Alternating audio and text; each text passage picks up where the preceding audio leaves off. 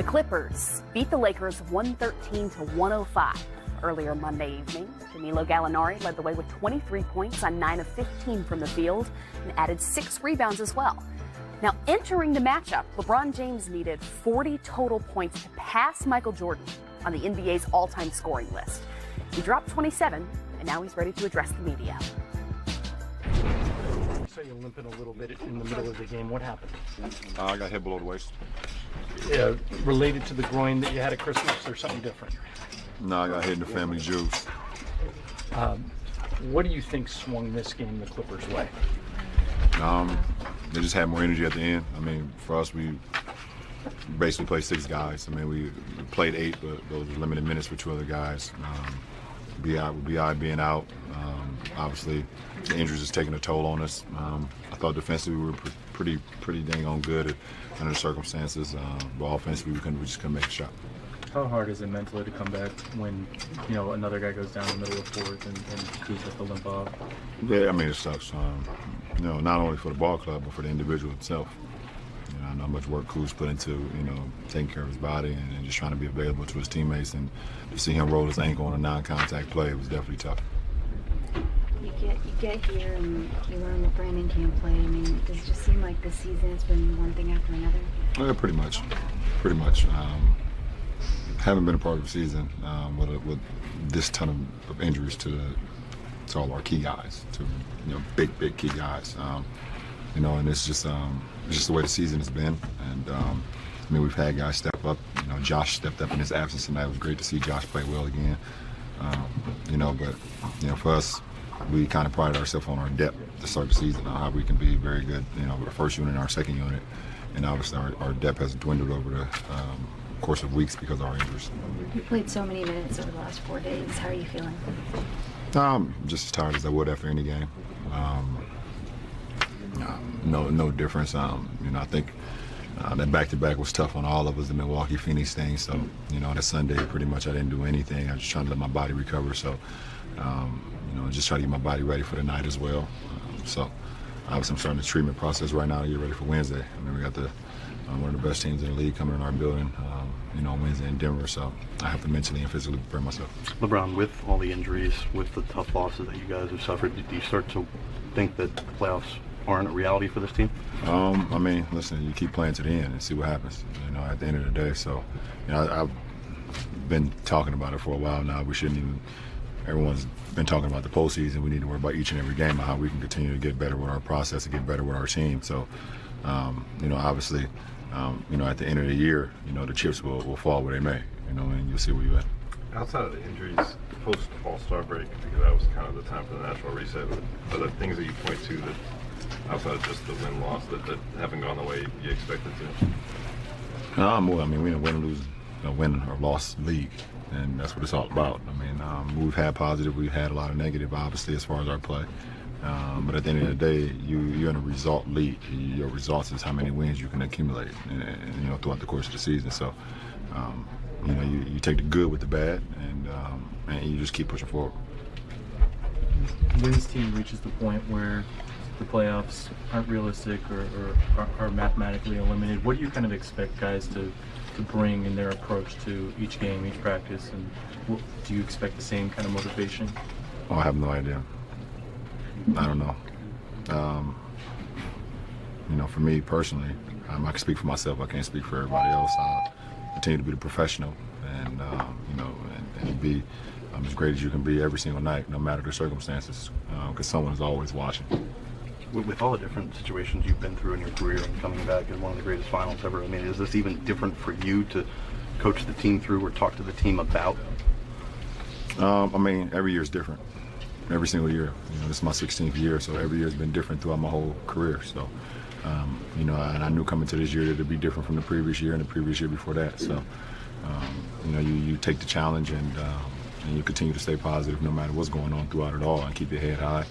And like I said, you keep pushing forward.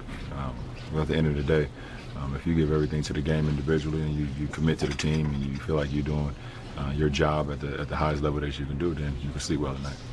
Last question, please. Kind of with the fact that, I mean, you have more years this is a multi-year thing for you, obviously. Mm-hmm. Is there a point with the playoffs getting increasingly out of reach where it doesn't make sense for you to play the 42 minutes, or kind of where are you at physically and kind of with your mindset about how much you're on the floor? Well, I mean, that's a conversation that will probably be had between me and Luke. And going forward, I don't know what the what's going on as far as that with the postseason, things of that nature. So I felt like this was definitely a game that we needed tonight for obvious reasons. There's a team that we were chasing, and we didn't take care of business. So, you kind of look at the rest of the games and look at the percentages of what's going on here in the future, and see what makes more sense, for not only me but for the team itself as well. Thanks, everyone. Appreciate it, bro. Appreciate it.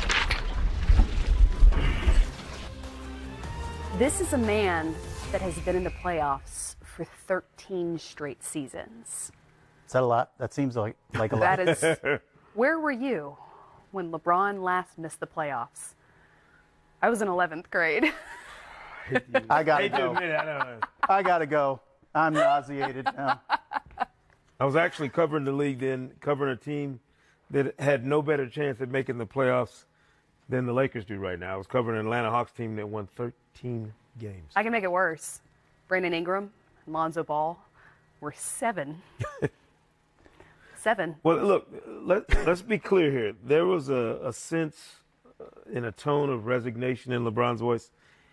He understands the reality of what they're facing now as well. Like we've all been watching, looking at the calendar, looking at the metrics of, what has to happen for this team to make the playoffs. Now the conversation becomes real, the one he alluded to that he's going to have with Luke Walton at some point. When do you subtract LeBron from this situation? Because it's only going to get messier as the days go by, the games continue to transpire where they're not successful, and their playoff math eliminates them from contention. Now it's going to be about what's the smart thing to do to pull the plug on LeBron's season. So we're 65 games into the season, so let's call this 87% of the precincts reporting. They're not making the playoffs. And the resignation you heard in his voice, a LeBron who believed they were making the playoffs, when the reporter asked, what do you expect from this group once you're out of the playoffs, says, we will be in the playoffs. Right. That's not what he said. He said, I don't know. And it's because of what you said. He hasn't been in this situation for 13 years. He doesn't know what to expect. And the thing that I think is the most striking to me about their situation, the greatest players of all time, historically, when you look at all of them across the expanse of their careers, none of them bell curve in and out of their greatness. The truly great players sort of hit a brick wall and it's over. Yeah. And you've seen LeBron look fallible this year for the first time. You've seen his body really start to look 34 years of age with all the miles it has on it. So there's no doubt in my mind that the instant you possibly can, you pull the plug to protect him. Because if you're going to win championships in the window that LeBron has left, he dictates outcome, and a fully healthy LeBron is the only chance you have to do that. What's the best case scenario then for these young Lakers as they finish this season? Is it simply to stay healthy? Is it to finish the season with some pride? What do you see as the best case for these guys who are getting experience? Well, you turn them loose. I mean, there needs to be some positive energy for them. Kuzma, we'll see what his injury does and how long he puts him out. X-ray is reportedly negative. So, but it's really about, and that's a great word, finishing with pride. Because the expectation was so great on Christmas Day. These guys get a big win over the Warriors. You're in 4th place in the Western Conference standings. You can't help but your mind go to what we can accomplish this year as a group, and then it's all snatched away with that one injury. So yeah, it's tough because now Luke Walton has to do some of his damage control. His job is now to do the best job of damage control he can do over the course of these next 6 weeks. The questions are only going to get uglier. The mood is only going to get more and more resigned to the fact that this was not the successful season that everybody thought it could be in LA. Well, I think the first thing you do is you hope that Brandon Ingram is healthy. Because what we've seen from him the last month of the season is exactly what the Lakers needed to see. And if you're buying stock on young players in this league, you're buying Brandon Ingram. Yeah. He's just now starting to grow into his body. And because he is, and he's starting to feel himself having the strength and balance he needs, he's starting to show a little swagger out there. Their first 4 possessions of the last game he played in, he just went at it. There was no hesitation in him whatsoever. He recognized in that instant he could do what he wanted to do on a basketball court. And that level of dominance in his own mind is critical. So if I'm the Lakers the rest of the way, with a healthy Brandon Ingram, I ride him and see as far as he can take you.